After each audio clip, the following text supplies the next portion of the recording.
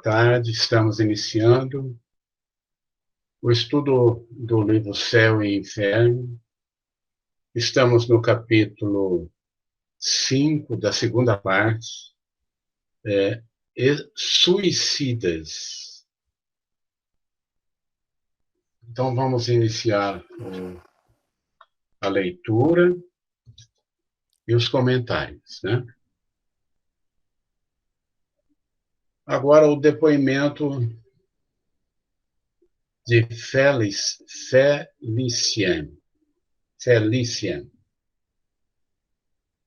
Era um homem rico, instruído, poeta de espírito, possuidor de caráter são, obsequioso e ameno, de perfeita honradez. Falsas especulações comprometeram-lhe a fortuna, e não sendo possível repará-la em razão da idade avançada, cedeu ao desânimo, enforcando-se em dezembro de 1864 no seu quarto de dormir. Não era materialista nem ateu, mas um homem de gênio um tanto superficial, ligando pouca importância ao problema da vida de além-túmulo. Então, vamos dar uma paradinha e vamos fazer um pensamento aqui, um comentário. Não importa em que situação nós nos encontramos, rico, pobre, bem de vida, inteligente ou não, culto ou não, nós temos que trazer um pensamento aqui. Porque quando você, dentro de tudo que você faz, você fica prisioneiro só da terra, e aí acontece algum fato que perturba a sua vida de uma forma um pouco brusca. Se você está preso somente à vida terrena, é muito fácil surgir um pensamento de acabar com a vida. É interessante que toda vez que a gente pensa um pouco sobre isso e que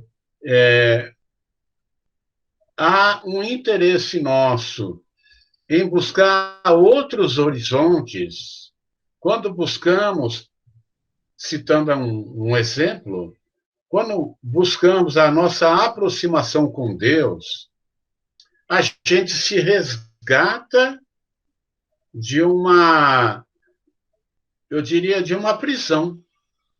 Porque vivendo como alguém que se dedica inteiramente à vida terrena, pode acontecer que há um fato onde vai desequilibrar toda a existência daquele ser. E aí ficamos entregues ao desespero, completo desespero. Uma mãe, por exemplo, quando tem um filho que partiu ao mundo espiritual, se ela não tem apego nenhum, nunca buscou nenhuma informação sobre a questão da outra vida, ela pode correr, vamos dizer assim, um pensamento nela de buscar o fim da vida, né? Ou o que é mais comum, né? Uma revolta insensata que ela vai, durante o resto da vida dela, se lamentar e brigar com a justiça divina. Então, até para que haja um equilíbrio, uma força maior, nós temos, vamos dizer assim, que buscar uma prevenção para que nós não sejamos acometidos de pensamentos, vamos dizer, desequilibrados, né? Algum comentário que alguém queira fazer?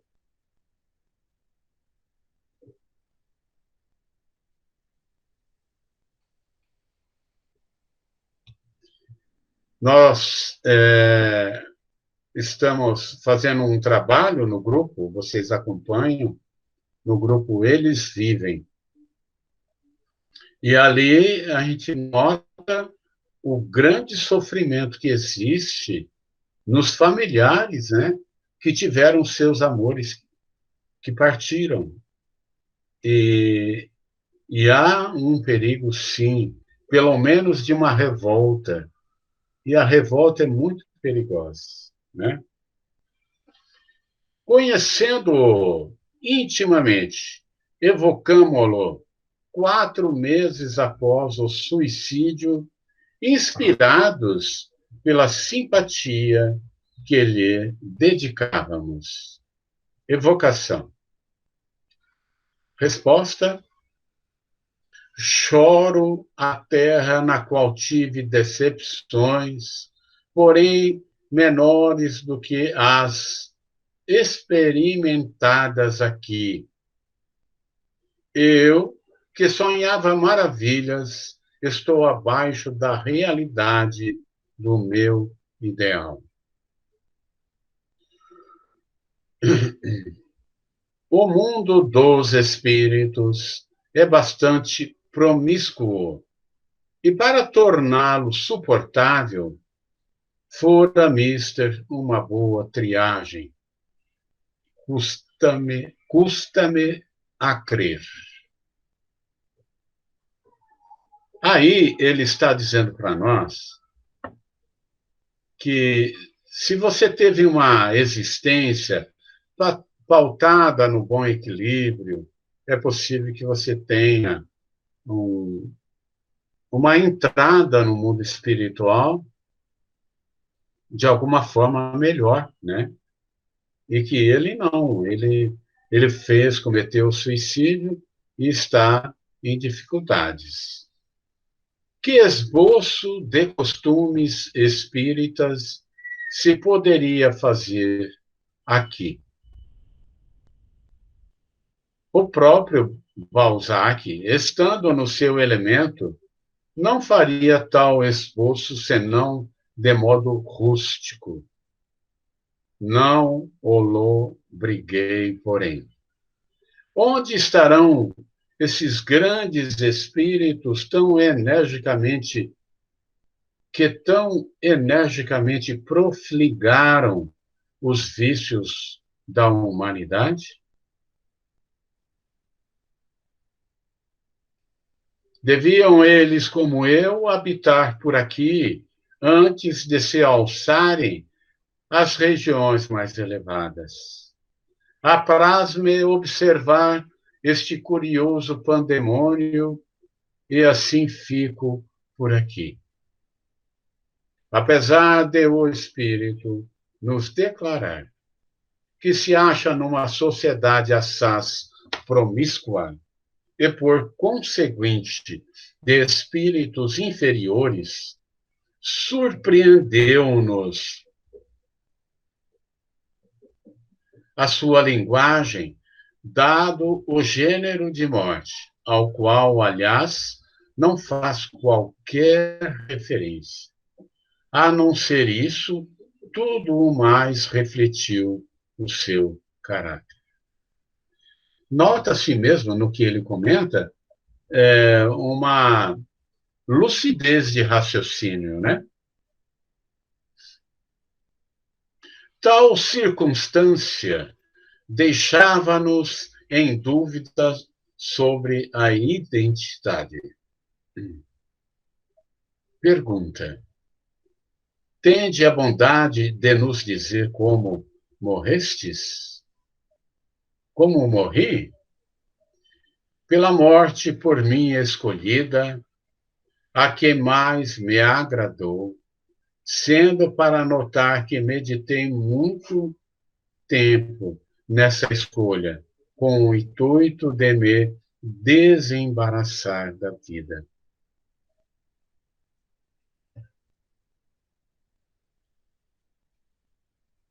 Apesar disso, confesso que não ganhei grande coisa. Libertei-me dos cuidados materiais, porém, para encontrá-los mais graves e mais penosos, na condição de espírito da qual nem sequer prevejo o termo. Algum comentário, gente?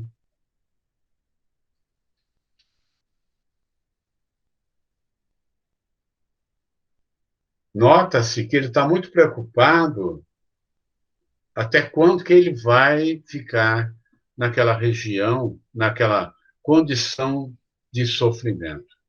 Ele está se perguntando, né? E, claro, onde ele vive, esclarecimento aí, ele fala de que o ambiente onde ele está existe muito desequilíbrio, né? É muito promíscuo. E ele está numa região de sofrimento.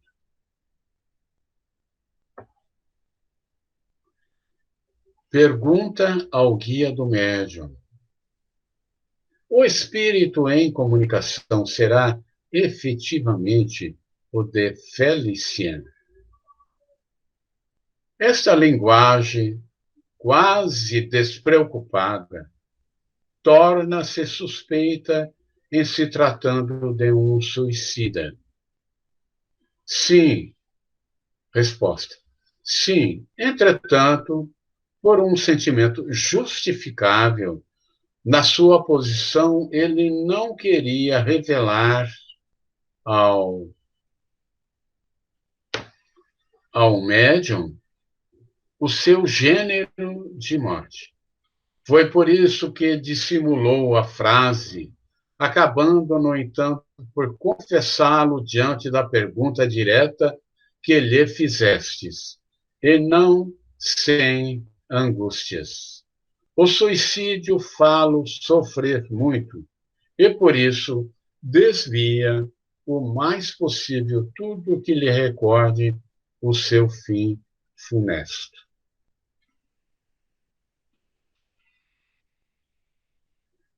Agora, uma pergunta ao espírito. Só um comentário antes. É interessante a gente trazer um pensamento aqui, que mesmo sendo alguém que tenha uma certa cultura, uma certa inteligência, um certo conhecimento, quando nós vivemos entregues somente a uma existência, somente a vida presente, nós ficamos muito frágeis, gente. Estamos muito fragilizados. É preciso, sim, buscar um horizonte mais longo, um horizonte maior, né?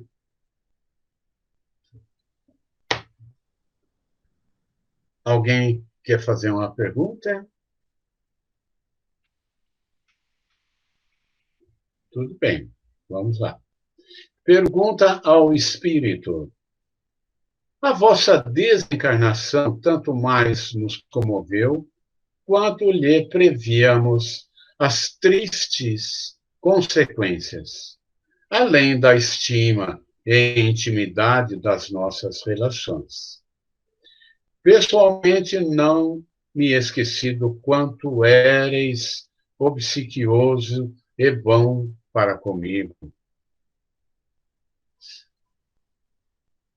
Seria feliz se pudesse testemunhar-vos a minha gratidão, fazendo algo de útil para vós. Resposta: entretanto, eu não podia furtar-me de outro modo aos embaraços da minha posição material. Agora, só tenho necessidade de preces. Orai principalmente para que eu me veja livre desses hórridos companheiros que aqui estão junto de mim, obsidiando-me com gritos sorrisos e infernais motejos. Eles chamam-me covarde, e com razão, porque é covardia renunciar à vida.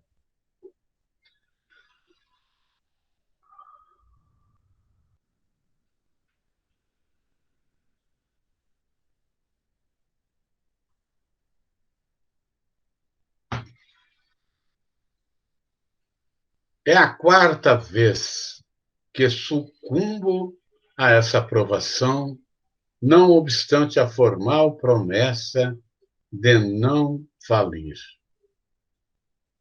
Fatalidade? Ah, orai. Que suplício o meu! Quanto sou desgraçado! Orando, fazeis por mim mais que por vós pude fazer quando na terra. Mas a prova ante a qual fracassei tantas vezes, aí está retraçada, indelével diante de mim. É preciso tentá-la novamente em dado tempo.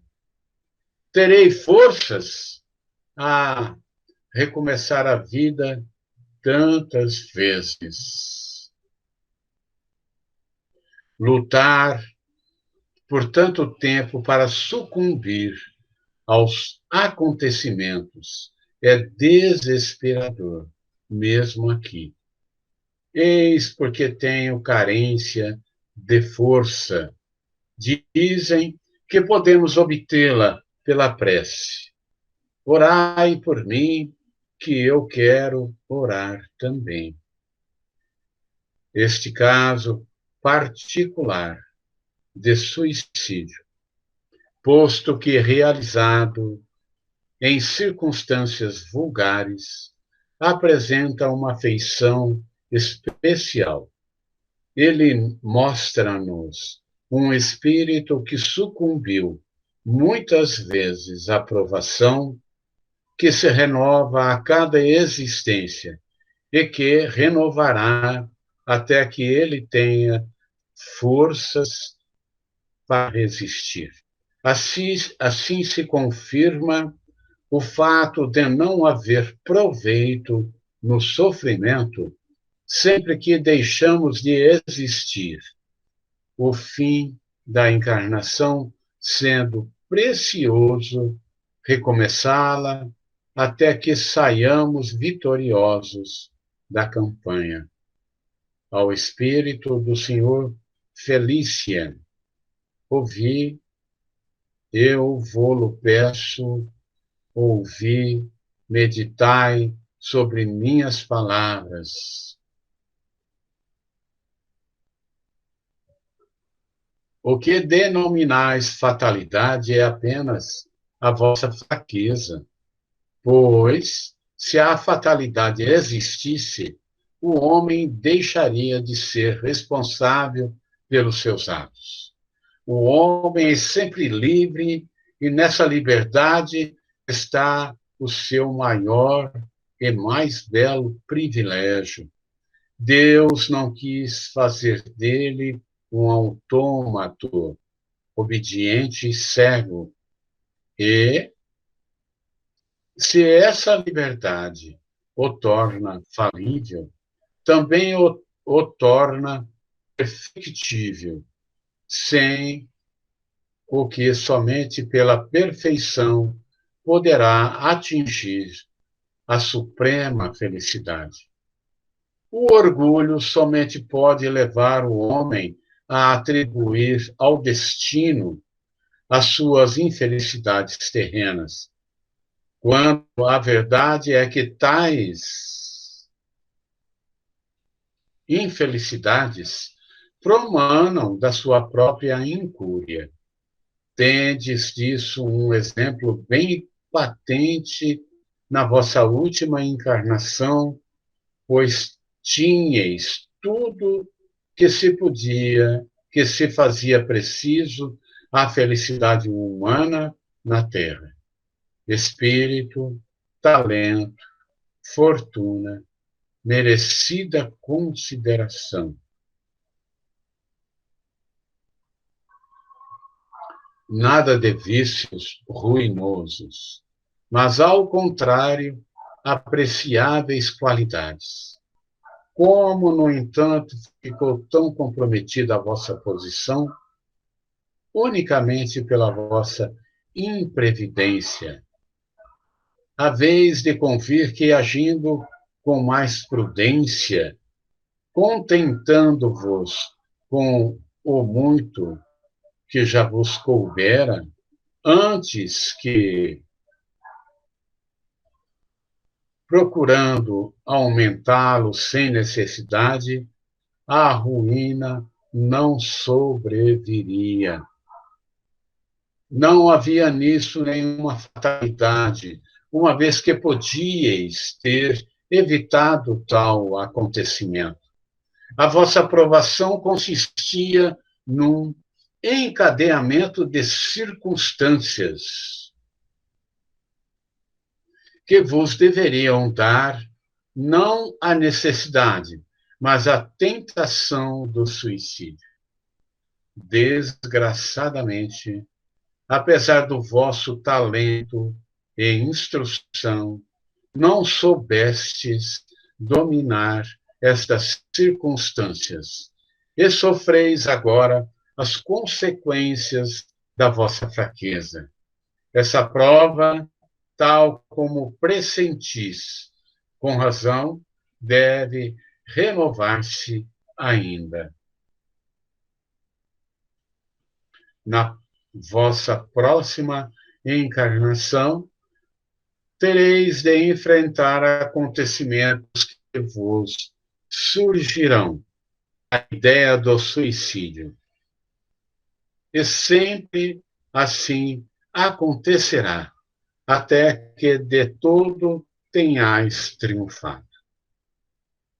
Longe de acusar a sorte, que é a vossa própria obra, admirai a bondade de Deus que, em vez de condenar irremissivelmente pela primeira falta, oferece sempre os meios de repará-la. Assim, sofrereis, não eternamente, mas por quanto tempo quanto reincidirdes no erro. De vós depende, no estado espiritual, tomar a resolução bastante enérgica de manifestar a Deus um sincero arrependimento, solicitando instantaneamente o apoio, insistentemente, o apoio dos bons espíritos. Voltareis, então, à terra blindado na resistência a todas as tentações. Uma vez alcançada essa vitória, caminhareis na via da felicidade com mais rapidez, visto que, sob outros aspectos, o vosso progresso é já considerável. Como vedes, há ainda um passo a franquear, para o qual vos auxiliaremos com as nossas preces. Estas só serão improfícuas se nos não secundardes com os vossos esforços. Resposta: obrigado. Obrigado por tão boas exortações. Delas tenho tanto maior necessidade, quanto sou mais desgraçado do que demonstrava. Vou aproveitá-las, garanto, no preparo da próxima encarnação, durante a qual farei todo o possível para não sucumbir. Já me custa suportar o meio ignóbil do meu exílio. Felicien. Interessante. Aqui a comunicação desse irmão. Ele, por muitas vezes, cometeu o suicídio, por muitas vezes também passou por uma situação semelhante, e agora ele vai se preparar para novamente passar pela mesma prova. E assim é, gente, em todas as áreas nossas da evolução, as dificuldades que trazemos serão necessárias algumas vidas, muitas vidas, para que possamos superar todas as dificuldades que trazemos em nós. Algum comentário que alguém queira fazer? Celso, esse tema de suicídio é algo assim que preocupa muito, né? É algo assim que muitas vezes dá sinal e muitas vezes não. Então, esta característica desse espírito falando da forma como falou e o mentor dele explicando, né, quantas vezes ele já se suicidou, né? É uma característica que já vem dele. Então, quantas pessoas suicidas que estão no meio de nós, que estão assim em perigo por qualquer motivo? Não precisa ser uma vida infeliz. Parece que eles já têm aquela tendência de qualquer dificuldade, aquela tristeza profunda que todos nós passamos, todos nós temos decepções, eles já vão procurar essa atitude. Eu me lembro de alguns casos, não só, mas alguns de adolescentes que tiveram desilusão amorosa, se suicidaram. Mas isso é uma coisa que todo mundo passa, né? É uma coisa passageira, mas não conseguiram superar essa pequena dificuldade da vida, que a vida é feita de tantas dificuldades, né? Então é algo realmente assim preocupante. Como identificar, né, essa característica do espírito que tem essa tendência, né? E isso deixa assim a gente até... É claro que quando é um ente querido da gente, a gente tem um olhar assim de culpa até, né? O que foi que eu fiz para isso acontecer, né? Foi falha nossa e tudo mais. Em alguns casos pode ser pelo fato de a gente não ter identificado essa característica. Mas, realmente, essa característica vindo do espírito é algo muito complicado, né? É muito difícil para qualquer um lidar com um familiar com tendências suicidas mesmo, igual esse espírito aí que se declarou, né? Mais algum comentário? Me chamou bastante atenção nesse caso específico, comparando com os outros que nós vimos anteriormente, que o caso dele, ele tinha condições muito melhores na vida dele do que a gente viu anteriormente. Então, parece que por uma coisa mínima, ele cometeu suicídio. Me deu essa impressão. Ele não tinha, assim, um relato de alguma coisa, algum sofrimento moral, algum desgosto. Na verdade, foi uma questão de um contratempo financeiro que ele não gostou da situação. Mas olha que interessante, é essa facilidade da pessoa fazer a coisa, né? Ela já está viciada. Qualquer aperto, a saída que venha é o suicídio. A Sandra falou uma coisa agora que também me chamou a atenção. Quantas pessoas, porque o suicida, ele deixa para trás famílias, amigos, familiares. Eu conheci um caso de alguém que perdeu uma irmã, ela cometeu suicídio, estava em depressão, e a família fica simplesmente abobada por não ter percebido e fica se culpando, né?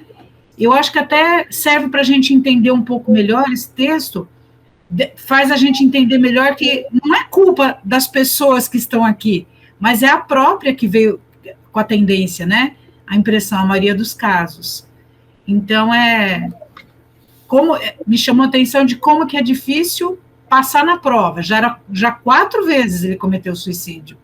E essa última vez, aos nossos olhos, numa situação confortável, né?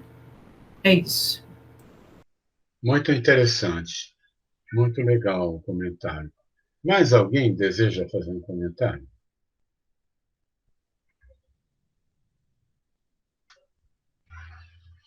Eu gostaria de acrescentar uma situação imaginada aqui por nós.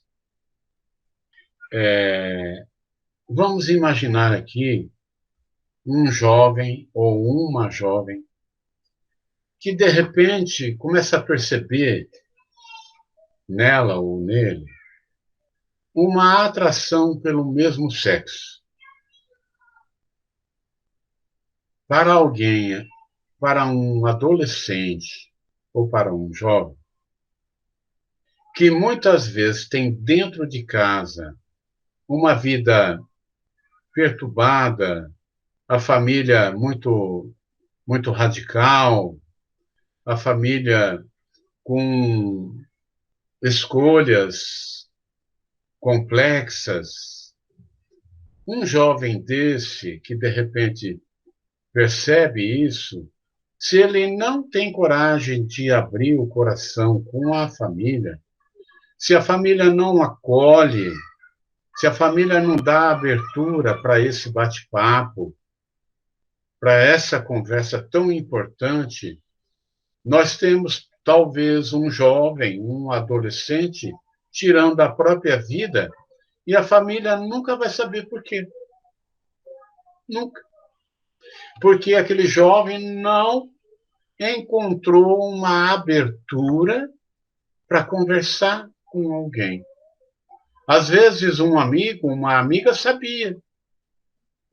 E depois vai falar para a família: ó, o fulano, ele queria, ou a fulana, queria falar, mas ele não encontrou abertura, porque ah, essa pessoa falava que vocês são radicais demais. Então, em todas essas coisas, nós temos que trazer a reflexão, né? Eu já vi um jovem que me procurou no Caminheiros, pensando em tirar a própria vida, porque era o segundo vestibular que ele não passava, e o pai dele chamou algumas vezes ele de burro. Olha, né? Essa situação para mim foi tão complexa, eu fiquei tão chocado, que eu fiz contato com a mãe, fiz ela prometer que jamais revelaria, mas o menino estava para querer tirar a vida naquela semana, e foi uma correria, e conseguiram ajeitar a situação, fizeram a aproximação, veio todo mundo para o Caminheiros, inclusive o pai, e a situação foi contornada, mas o menino estava querendo tirar a vida. Olha, então, como que muitas vezes a ausência de uma religião, a ausência de Deus, causa todo esse transtorno, né? E tantos outros motivos, né, gente? Às vezes, uma situação, às vezes, como esse menino, né, que, segundo vestibular, o meu caçula, que desencarnou depois, ele fez 4 vestibular. E a Andréia fez 5 vestibular. Tá aí, tá brigando com a vida, tá lutando, trabalhando, né? Mas a gente precisa entender, né, o jovem, que às vezes tem dificuldade de aprendizagem, às vezes, na hora do vestibular, sente o desequilíbrio, né? Então, tem muitas situações. eu, eu acho assim que uma leitura como essa, ela tem que trazer a reflexão como que nós estamos vivendo, né? Na verdade. Algum comentário final sobre essa mensagem? Eu tenho. Na minha família tem 3 pessoas com depressão. Os 3 tomam um remédio. E a gente já conversou com um, né? E ele fala que ele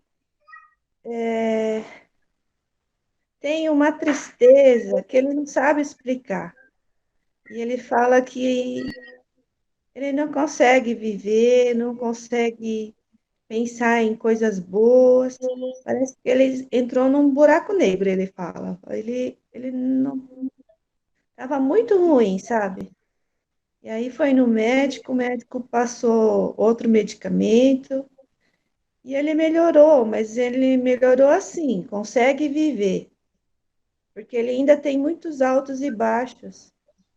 E não é só eles, é no mesmo caso dessas 3 pessoas da família. Então, eles têm altos e baixos.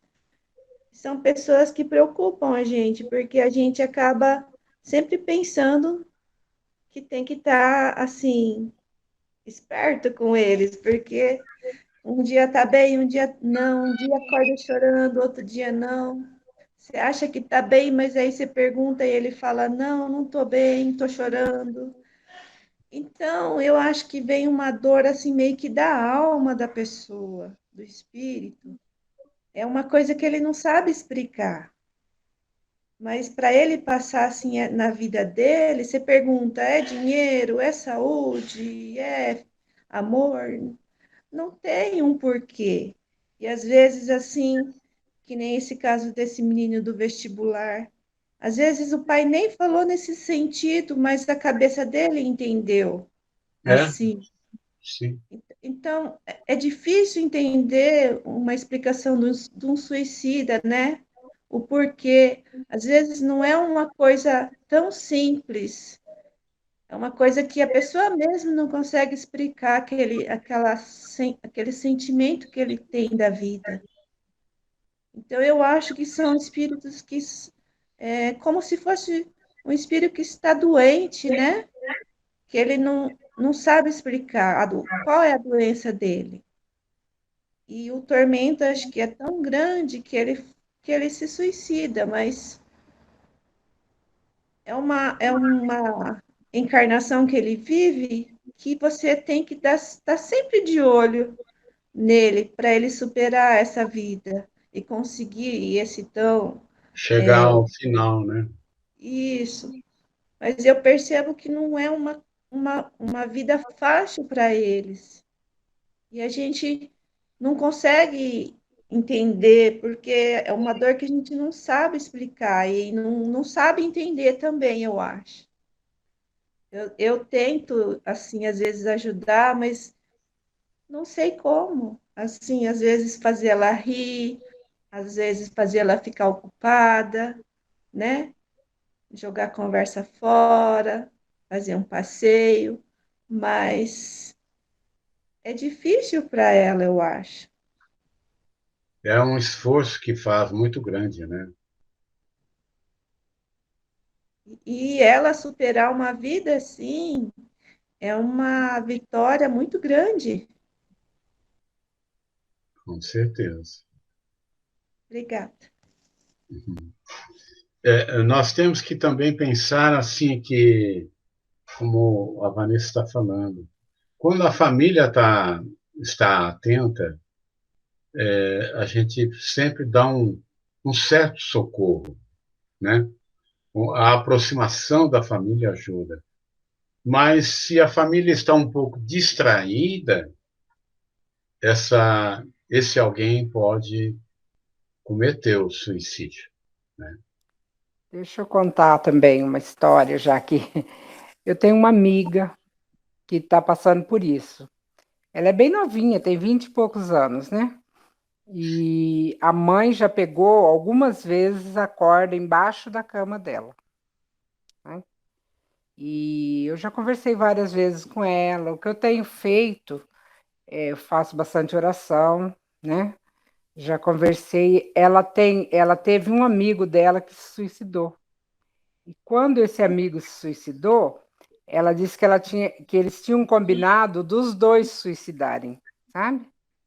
E na hora ela não teve coragem de ir. Ela falou para ele: "Ah, não vamos não, que eu não tenho coragem". E ele falou assim: "Então eu vou sozinho". Mas ela achou que ele não ia, né? Só que ele foi e fez, né? E depois ela ficou sentindo culpa de não ter ido com ele, sabe? Foi uma coisa estranha, assim, sabe? E não tem, assim, aquele motivo para querer fazer isso, mas é o que a Sandra falou. Parece que já é uma pessoa que ela já vem pensando em suicidar, né? Em outras vidas já suicidaram, e parece que aquilo fica no perispírito, não sei o que que é, porque já pensa já naquilo, né? Então, eu tenho tentado ajudar, dado livro para ela ler, sabe? Converso com ela quando eu tenho oportunidade, mando algumas mensagens pra, de incentivo, né? E já até conversei com ela sobre que não morre, ela não acredita que não morre. Eu já mandei para ela mensagem de suicida, contando a história, que queria se suicidar, achando que ia acabar com tudo, né? E a decepção maior é quando eles veem que não morreram, né? E o problema vai continuar e vai ser maior. Então, eu tenho feito isso, eu tenho mandado para ela vídeos de ou depoimento, né, de suicidas que fala isso, que chegou lá do outro lado e a vida continuou. Para ver se a pessoa se reforça, né? Não sei se eu estou fazendo certo ou errado, mas eu tenho feito isso. E todo mundo, fica a família inteira preocupado, sabe?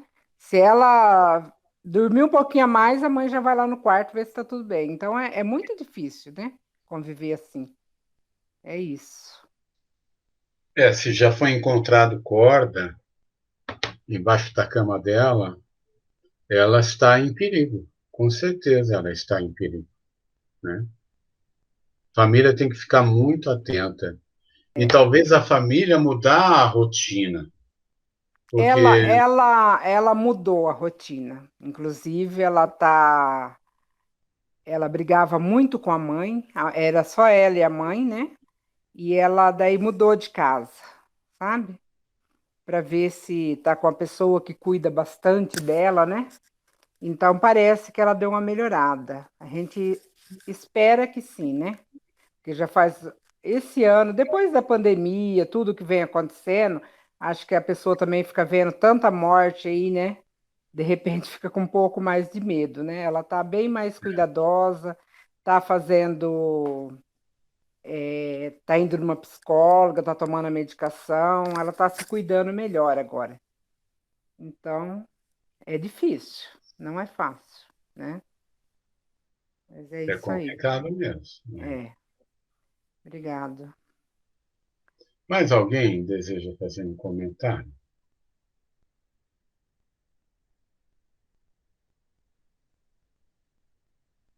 É, é muito importante a gente falar sobre o assunto, estudar sobre o assunto, conversar sobre isso, porque é um assunto, como eu disse ontem no grupo Eles Vivem, que se vive tão presa à vida terrena que a gente nunca talvez tenha pensado, né, sobre a questão da continuidade da vida. Eu até vou colocar para vocês uma coisa um pouco pessoal, mas é até engraçada isso, o que eu vou contar. Bem engraçado. Eu acordei faz o quê? Faz um mês, mais ou menos. Eu liguei para o Rio e falei, você tem seguro de vida? Ele falou, não. Eu falei, mas você, com essa vida agitada toda que você tem, com essa correria doida que você faz, você não tem seguro de vida? Ele falou, não. Eu falei, então, você vai fazer hoje. Ele falou, o que que você está querendo dizer? Eu não estou querendo dizer nada, porque você tem uma empresa, tem um monte de funcionário, tem um sócio, e, e tem uma família grande, tem compromissos. Falei, então, e você não tem seguro de vida? Eu falei, se eu morrer, falei para ele, para mim, eu já fiz tudo que eu tinha que fazer. Vocês estão criados, está todo mundo lutando. E a gente brincou um pouquinho e tal, e ele desligou o telefone e sentou numa cadeira, começou a pensar, meu pai viu alguma coisa. Mas foi bom ele pensar isso. Aí ele foi conversar com a Vá, e a Vá falou assim, a mulher dele, mas você sabe que é verdade?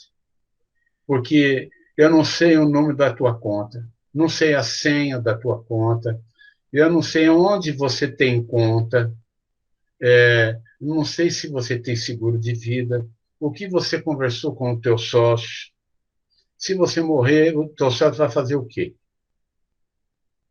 Sabe que ele sentou e ele começou a chorar, assim, aquele choro de, né? Ah, mas não teve dúvida. No mesmo dia, ele fez seguro de vida, fez um seguro alto, e eu falei, não precisava tanto, né? E teve uma conversa com o sócio, fizeram um contrato pessoal entre eles, né? Porque tem aquele contrato social da empresa, É, mas o resto não. Eu sei que sim. ele ajeitou a vida dele, né? Eu falei, agora tá bom, né? É, Mas a mas gente tem que pensar, a gente tem que pensar, sabe? Não diz que a tem. gente, o certo é a gente viver pronto para partir, né? Tipo assim, viver com a malinha É, pronto, como quando vai para a maternidade. Sabe que qualquer hora pode acontecer, a gente não sabe quando, né? O certo é ter tudo certinho mesmo, né? Verdade. mas então é isso. Hoje nós terminamos o nosso o estudo, né, do livro Céu e Inferno. Continuaremos na próxima semana e vamos em frente. Muito obrigado. Que Deus nos abençoe.